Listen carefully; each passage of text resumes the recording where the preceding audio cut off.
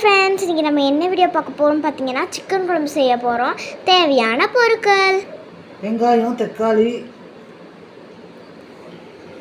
தேங்காய், இஞ்சி, பூண்டு, பட்டை, கிராம்பெல்லாம் அரைச்சி எடுத்துக்கோங்க. சிக்கன் சுத்தம் பண்ணி வச்சுக்கோங்க. போடுங்க.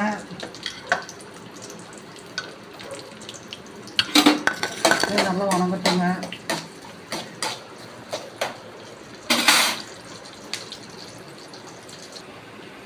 தக்காளி போட்டுக்கோங்க.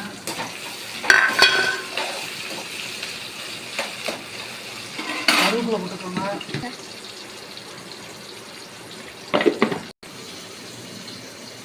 சிக்கன் போட்டுக்கோங்க.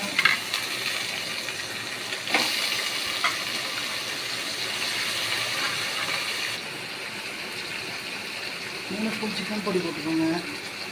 இது வீட்டில் அரைச்சி போட்டுங்க. அரைச்சி தேங்காய் ஊற்றிக்கோங்க.